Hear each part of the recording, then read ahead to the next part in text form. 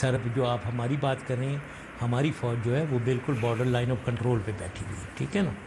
आपकी फ़ौज जो है वो लाइन ऑफ कंट्रोल पे भी है और हर शहर के अंदर बैठी हुई है, ठीक है ना। तमाम शहर, कोई इन्फिल्ट्रेशन नहीं है, वो ये बैठी हुई।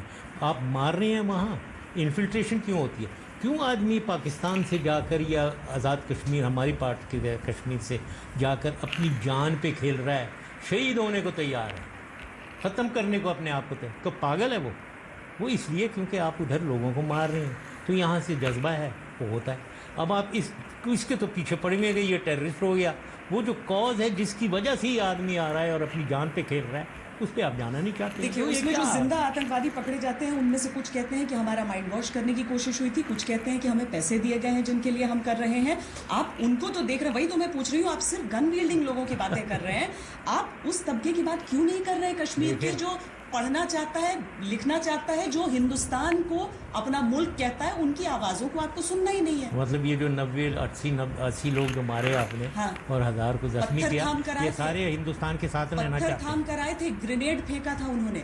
क्या सीआरपीएफ जिसे तैनात किया गया था वो काम करने के लिए, वो अब उनके भी जवान घायल हैं। देखिए ये तो वो जवान भी भर्ती हैं अस्पतालों में।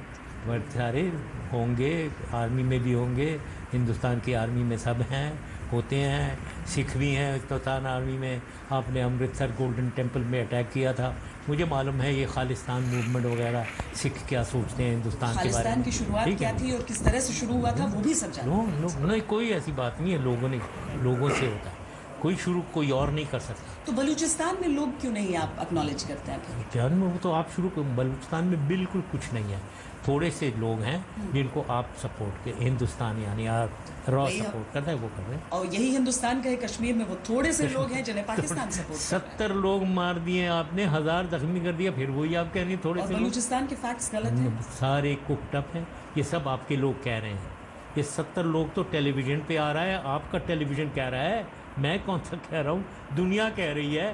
बलूचिस्तान में कौन कह रहा है? आप कह रही हैं, Indian army, Indian raw, Indian media ये कह रहे हैं। और कौन कह रहा है? बलूचिस्तान के लोग कह रहे हैं। बलूचिस्तान बरामदा कह रहा है, बरामदा कह रहा है। आज आपको मालूम है आदमी जो अपने घर नहीं जा सकता वो कह रहा है। बलूचिस्तान की बात कही यूनाइटेड नेशंस के मंच से, उन्हें कितने थैंक यू मैसेजेस आए बलूचिस्तान के लोगों से। देखिए ये सारे खेल होते हैं, इंटेलिजेंस के मैसेजेस आ गए। कौन से मैसेजेस? अभी जैसे मैं इंटरव्यू दे रहा था कि किसी एक बंदे ने मैसेज भेज दिया उधर, वो जनरल GOC का कह रहा है he is the butcher of Balochistan. वो कौन है? वो कौन आदमी है ये वहाँ से कर रहा है? कोई भी मैसेज भेज दे, ये लो जी मैसेज आ गया हिंदुस्तान का, GOC 33 division butcher of Balochistan. क्या बुचर है? वो मारेगा, जाहिर है, जो उसको वहाँ लोगों को मार रहा है, निहत्ते लोगों को मार रहा है, टेररिज्म फैला रहा है, उसको मारेगा नहीं तो और क्या करेगा? वो उसने मारना है बिल्कुल उसे। तो ये मैसेजेस वगैरह चलते रहते हैं। ये गेम है जी, ये गेम मत खेलें, this is too serious business. देखें इसमें इमोशनलिज्म, ये अनफॉर्चुनेटली मुझे सब कहते हैं कि जी मैं बड़ा एंटी इंडिया हूँ। मैं एंटी इंडिया नहीं हूँ, मैं एक पीसफुल रेजोल्यूशन ऑफ डिस्प्यूट चाहता हूँ और दोनों मुल्कों में अमन चाहता हूँ। मैं I believe in that and I genuinely believe in that. लेकिन प्रॉब्लम ये है आप लोगों जैसे इंडिया के साथ, एक बड़ा मुल्क है, छोटे दिल है, जैसे मैं कहता हूँ।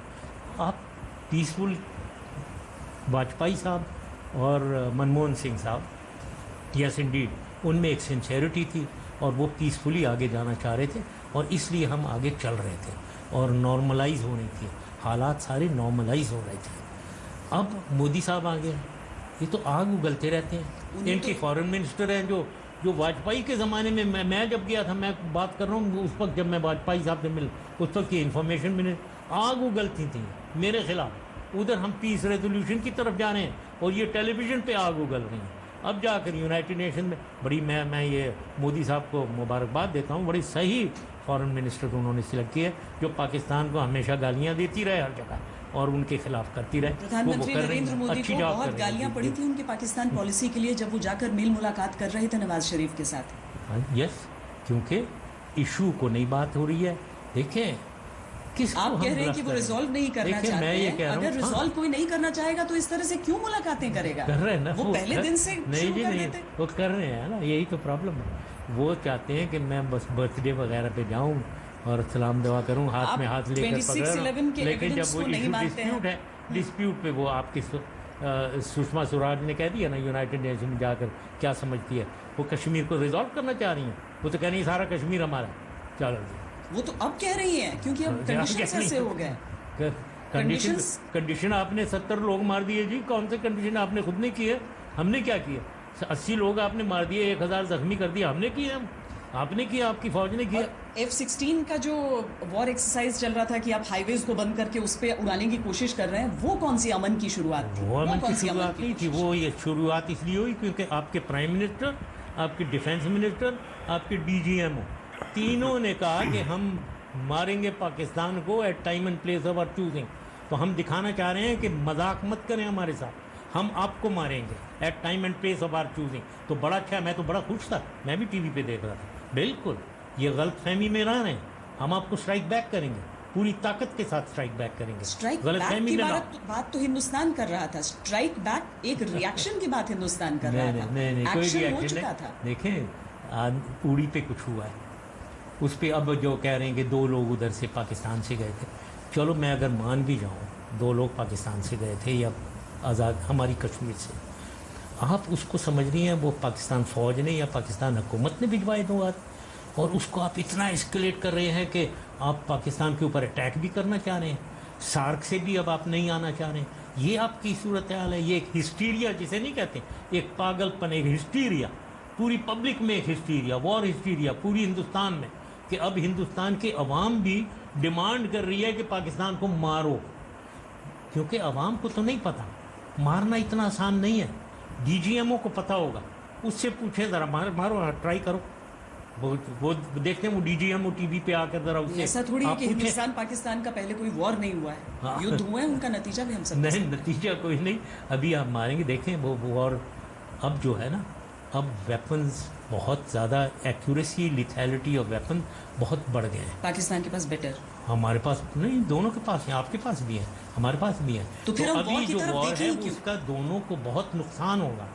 जंग के बारे में कोई सोचना बेवकूफ़ी है इस वक्त, नहीं सोचे जंग। इश्यूज को, डिस्प्यूट को रिजॉल्व करने की बातें करें और छोड़ दें ये जो आर्टिफिशियल बातें हैं ना, ये बर्थडे को छोड़ें, इश्यूज को रिजॉल्व करें और बाकी छोड़ें, हाथ से हाथ पकड़ना वगैरह इनको छोड़ दें जी, ये बात की बातें हैं। डिस्प्यूट बैठें, रिजॉल्व करें और फिर आगे चलते हैं, फिर हाथ भी पकड़ लेंगे, फिर एक दूसरे को प्यार भी करेंगे, सब ठीक हो जाएगा। लेकिन उस बग़ैर आप करते हैं तो अगर जो भी हमारे पाकिस्तान की हुकूमत अगर ये करती है या हमारा कोई लीडर ये करता है, अवाम उसके साथ नहीं है, वो नहीं कर सकेगा। अवाम जो है वो चाहती है कि डिस्प्यूट रिजॉल्व करो। अवाम रो रही है कि 80 हमारे भाई बहन मारे गए हैं वहाँ, ये क्यों हिंदुस्तान की फ़ौज कर रही है, हम जाकर उनसे लड़ेंगे और मारेंगे, ये अवाम कह रही है।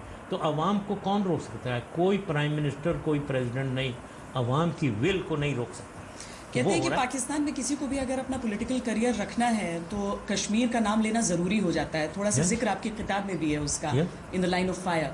नवाज शरीफ की मजबूरी है जो ये मुद्दा इतना उठा रहे हैं? नहीं, वो तो खुद कश्मीरी हैं। अगर उनको नहीं है ये दुख तो पता नहीं और किसको होगा। वो तो खुद कश्मीरी हैं, तो उनको बिल्कुल। और ये आप सही कह रही हैं कि पाकिस्तान में कश्मीर रेजोल्यूशन जो है, कश्मीरी डिमांड जो है उसका, वो बिल्कुल हर एक आदमी में, हर एक के रग में घुसा हुआ है।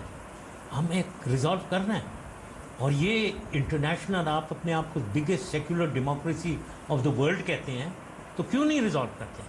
Why not? ताली एक हाथ से नहीं बजती है। नहीं, ताली तो 2 हाथ से बजती है, तो दूसरा हाथ हमने तो आगे किया। मैंने तो आगे बहुत किया था दूसरा हाथ, मैंने वाजपेयी साहब के साथ भी किया, मनमोहन सिंह साहब के साथ भी किया। वाजपेयी तो खुद सॉल्व करना चाहते थे, सदाए सरहद हमें याद है, लेकिन उसके बाद 99 हुआ। नहीं, वाजपेयी साहब के साथ कोई 99 जो है, मैं 99 में आया हूँ। 99 जो हुआ उसके बाद ये जितनी भी मेरी वाजपेयी साहब के साथ मुलाकात जो हुई है वो 99 के बाद हुई है। और मनमोहन सिंह साहब के साथ भी मेरी मुलाकात बाद में हुई है, जब वो आए हैं। वो जो 2004-05 से शुरू हुई है उनके साथ, तो वो तो सब अच्छे चल रहा था। I mean I have no, मैं